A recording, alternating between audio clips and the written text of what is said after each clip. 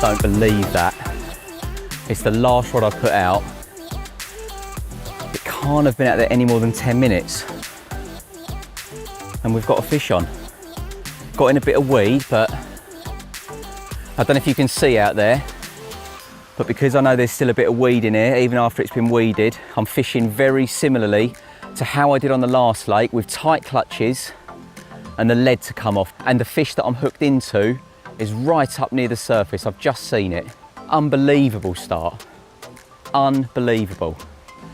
20 big spoms of bait out there. And we've had a bite almost instantly. So there you go. And I'll keep harping on about it. And as much as I love the spinner rig, there are plenty of other effective rigs out there.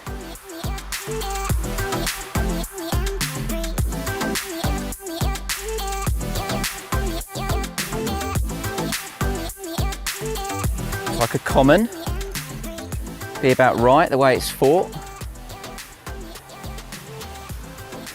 That for me is the epitome of a quick bite, and I say it lots, but I put it down to the attractiveness of my hook bait.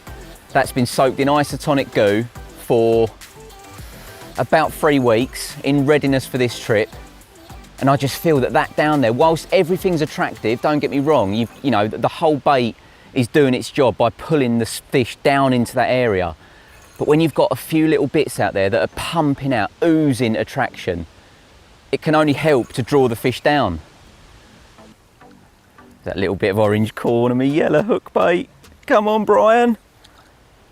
Yes, Bri. Yes. What a start. I cannot believe the start we've already had. To have one on the bank already is ridiculous. You know, if I'd have had a quick bite like that over on Brasenose, I'd have been, yep, fair enough. Loads of fish in here. They're used to loads of bait. They feed in massive shoals. That's what I kind of expected. But on here, I thought after all that disturbance of 22 big spoms raining down on them, followed by about 5 casts with 4-ounce leads, I thought let it all settle. Maybe later on this evening we might get a chance. But within 10 minutes of the 3rd rod going out, it's ripped off. And that for me is testament to what a gooed up, attractive hook bait can do.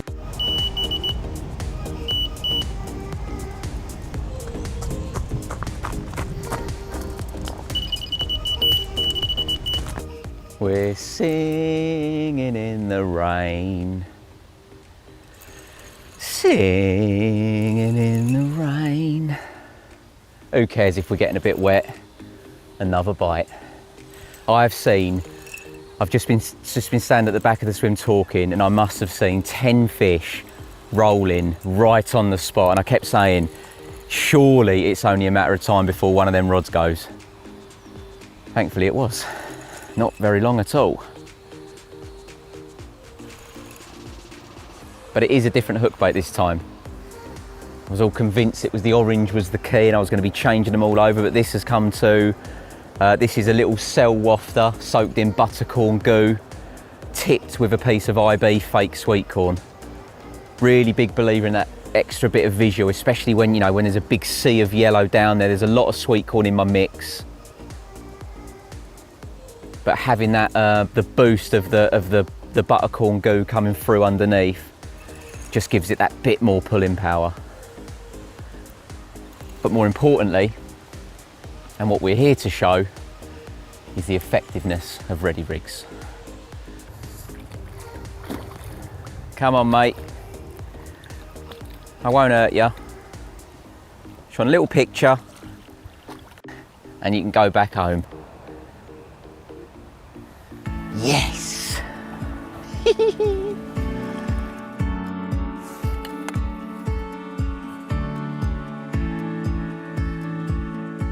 That is a lovely start. 26#9, and it is an immaculate common.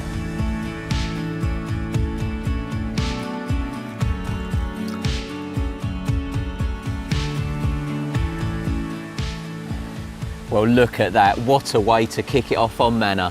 26.9 of mega common. Loops and booms are off to a good start.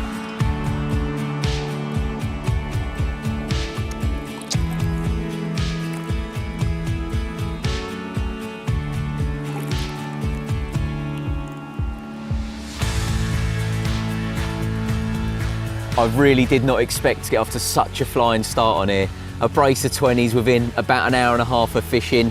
I'm sticking to the plan at the minute. No more bait's gonna go out, but I will keep an eye on the spot because this one came after seeing loads and loads of shows. If they stop showing for any more than 45 minutes, I might be tempted, just to give them a little top up. But so far, so good.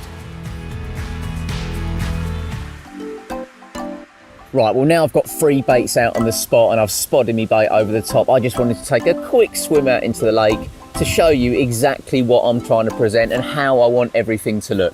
So as you can see, not exactly my spot because this is a bit more gravelly. I'm on a more smoother clay bottom, but I've got a nice spread of bait. There's a good mixture there of tiger nut, sweet corn, different colours and shapes and sizes and flavours of boilies. It really is all going on.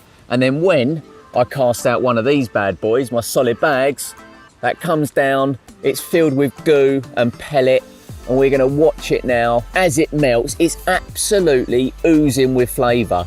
The beauty of fishing with these little solid bags is even if I fish just off the side of the spot, in the middle of the spot, whatever happens, my hook bait has a beautiful pile of attraction around it, and it really isn't a lot more than that. It's filled with tiny, tiny pellets that are leaking off their own flavour, as well as the pineapple goo I've put in this particular one. And once again, whilst all of these other bait morsels are doing their job to pull the carp down, they are then hopefully going to hone in to my little pile of bait because it's still the most attractive thing down there. Now, hook bait wise, you're just going to start to see it appear now. I've stuck with the orange theme on this particular one because it's been so kind to me across the venue so far. And that is a slow sinking piece of maize. So because of that little bit of buoyancy, it's gradually working its way to the top of that bag. And as you can see, as Mr. Carp comes in, he's going to hoover that whole lot up. And because it's only a short 4 to 4.5 inch hook link, real soft and folded into that bag, as he inhales it, it shoots back into his mouth and it gives you a far greater chance of getting that hook hold that you really want to be getting. So there you go, there's 3 of them out there dancing on the spot with 3 different flavoured hook baits, and hopefully it's just a matter of time before one of them signals a little bite.